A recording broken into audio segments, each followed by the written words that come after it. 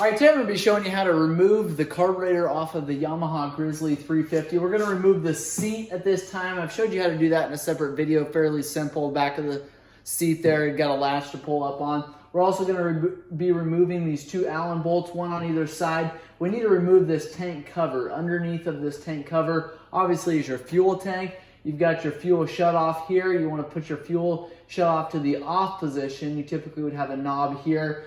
We'll get this fuel tank off, or fuel tank cover off. We can actually leave the fuel tank on, but we do want to make sure that we have that fuel shut off so that we can remove that hose going to the carburetor. As soon as I get the seat off of here and the fuel tank cover off of here, I'll do a closer view so you guys can see what components I'm having to take off to remove this carburetor.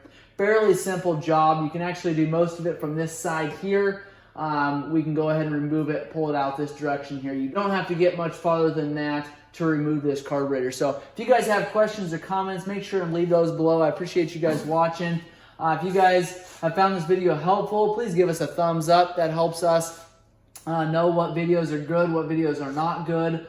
Also, hit the notification bell if that is helpful to you guys, so you guys are notified when new videos come out. We've got tons of other videos on this Grizzly 350, as well as hundreds of other videos on the motorcycles and ATVs. So bear with us here as we get this seat off of here and this fuel tank cover off, and then we'll get more involved into this carburetor.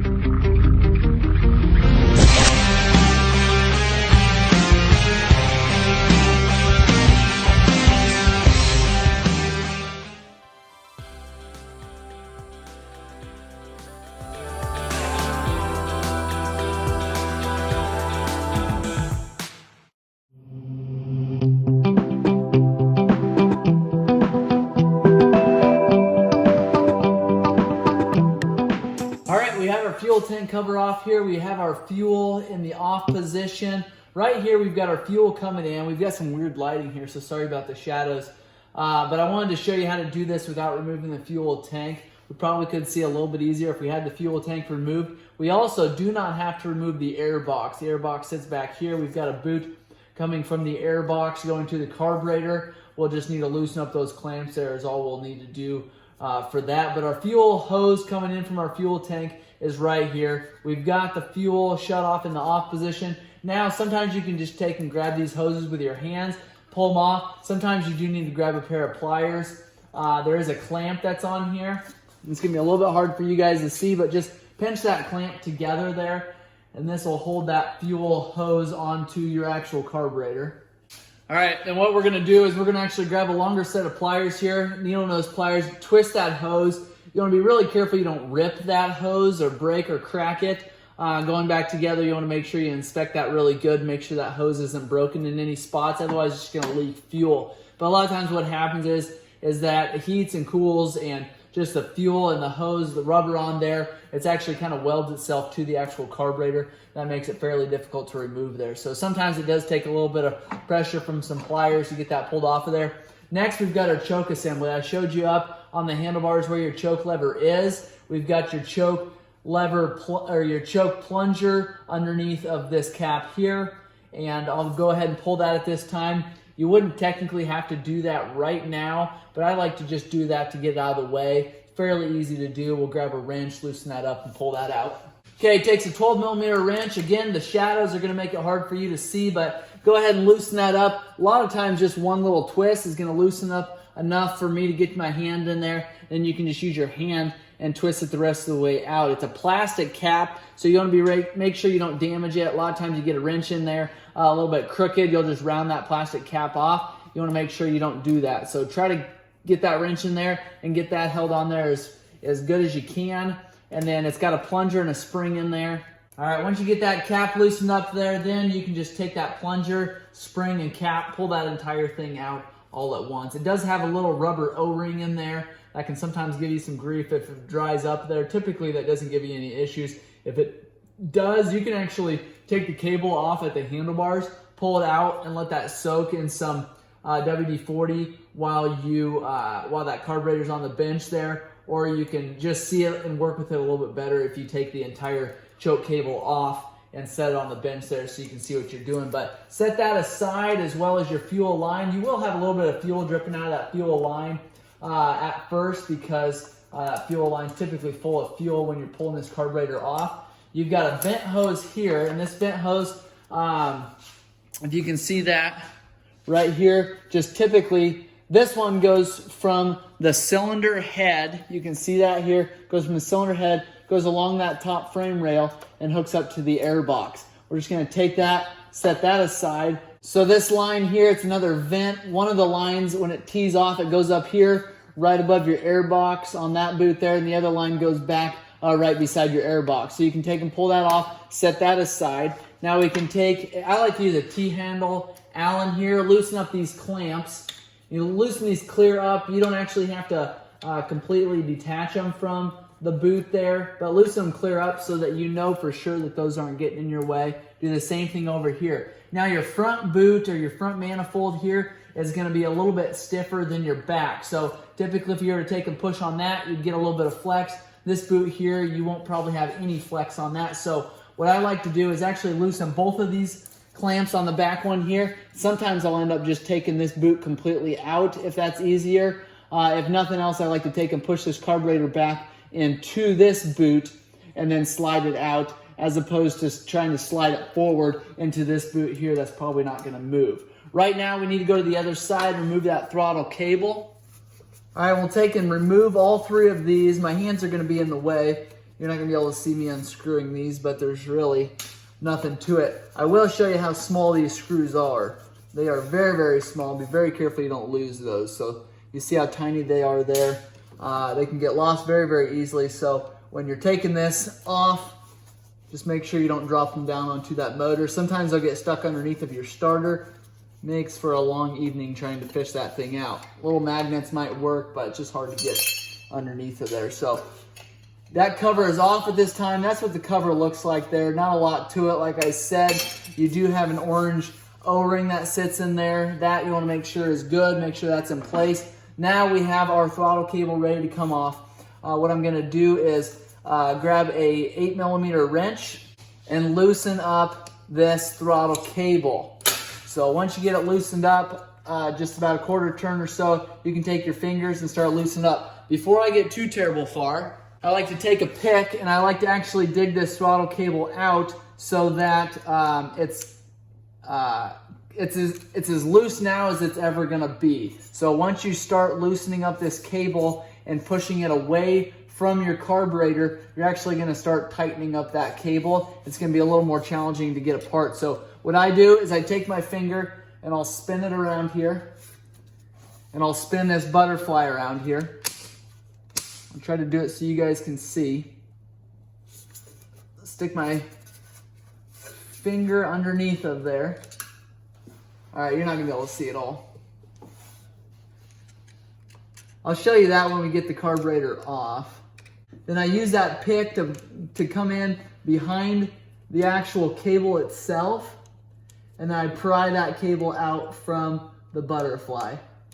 We're able to pry that out. There is a little holder, and I'm going to show you this a little more in detail when we get this carburetor on the bench, because it's way easier to show you there. So if you need to skip forward into my video, get to the point where I'm taking off the throttle cable, I'll do that on the bench so I can show you a little more in detail. But skip forward if you need to do that at this point. But right now I'm going to take and just remove that throttle cable.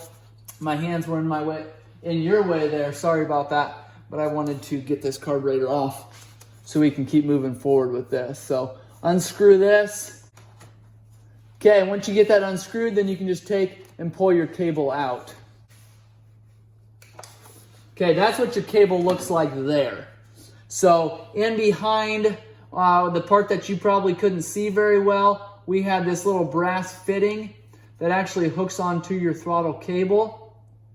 And this is what we were using our pick for. We were taking and prying this out from that butterfly, pulling this brass fitting along with the cable out. Then we can take that brass fitting off of there and slide our cable out. So again, I'll show you more detail here in a little bit. If you're confused, you have all reason to be, because I kind of made that confusing. We're going to go around now to the other side. We're going to finish loosening up that other clamp there, going to our air box, and then we're going to be able to be ready to pull that carburetor out. All right, for the back clamp there, we've got a 4mm Allen, And I'm just gonna remove this because like I said, we might just take this boot out of there. If that's the case, sometimes what we'll do is take the 2 bolts out of the air filter box there, and then we can slide that air filter box back. Even a 3/8 of an inch will be helpful to removing this boot, but we may not need to. It all kind of depends on how much flex is in that boot. So we'll make sure and get this clamp loose enough here to where we know for sure that we're not being held up by that clamp. Sometimes if there's like a little groove on those clamps or on the actual boots itself, it takes that boot a little bit to expand to get over top of that area there. So you can see there, if I were to grab a flat screwdriver and pry on this, there's enough flex in that air box, enough flex in that boot to where there's quite a bit of movement there. So we might be able to just pull that boot off of there without even having to take both of those bolts out of that air box. All right, if you are gonna pry on the carburetor itself, be careful you don't pry in a spot that's gonna break that carburetor. It's aluminum and breaks very, very easily. Also very, very expensive. So be careful of that. Be very careful you don't take a sharp screwdriver and just start prying on this boot here. What I don't want you to do, these boots, they're not terribly expensive. This side is expensive. This side is not terribly expensive, but it's still kind of a pain if you have to go and reorder one of these boots just because you got impatient and you got in a hurry and you ended up cracking that. So if you need to loosen up the air box, slide it back a little bit. Okay, and once you get that boot in a spot where you can just take, a lot of times you can just grab it with your fingers and kind of turn it out of there. Okay, you can see there's a vent tube up here. We've got that carburetor turned enough to where you can see another vent up there, similar to the same one that was over here that was just kind of in our way. So this one's connected actually to the carburetor. I believe it goes back to either the air box on the other side or this tube. I didn't go over there to find out where that was, but that might be what was holding us up here. Now we can take and maybe pull that carburetor off. All right, boot is off there. This is the air hose that I was talking about that sits actually on top of the carburetor on the other side. So once I get this carburetor off of here, I'll show you what I was talking about. We also have another drain hose down on the bottom. This is a bowl drain. That's an overflow drain. And that can actually just stay hooked up to the four-wheeler. That actually goes down alongside your stator assembly there, right beside your cover there, drains underneath of your four-wheeler. So this boot sat on here. So this tube here, this hose, was actually hooked on top of here on this carburetor. So it all has to do with the suction. You've got a diaphragm up top of here, along with your slide that's inside. And when you're giving it throttle, that's causing more air to be sucked through there. It's actually lifting up on your slide, lifting up on your needle there, allowing more fuel in, flows through your carburetor there into your engine, and creates the spark and the explosion there. So I'll get into more detail there when we're going through and rebuilding this carburetor. If you were at this point to take compressed air and blow into that port there, your slide actually would go up. So that's why when you have this boot on here and this is hooked up there, air is flowing through here. That's creating some suction and some flow there that lifts that slide up, allowing more air to go through there. So again, I'll go through that a little bit more. I'm going to set this carburetor on the bench now. We're going to go through, clean it, and rebuild it. You can see here it's completely filthy on the outside. Doing a carb clean does not actually mean just taking compressed air and carb cleaner and just blowing this entire carburetor out just like this. You actually need to pull this bottom bowl. You need to pull each jet out individually. Your float and your needle there need to be removed. Your top diaphragm and slide need to be pulled out. You really want to get this good and clean. Any amount of dirt in one of these orifices can cause some serious issues on your four-wheeler's running and starting condition. So we'll go through that at this time. If you guys have questions or comments, again, make sure you leave those below. If this video has been helpful, give us a thumbs up if you will. Make sure you subscribe to our channel so you are notified when we get more videos posted on this Grizzly 350, as well as hundreds of other makes and models of four-wheelers and UTVs and motorcycles. So I appreciate you guys watching. Stay tuned for our carb clean on this machine. Thanks.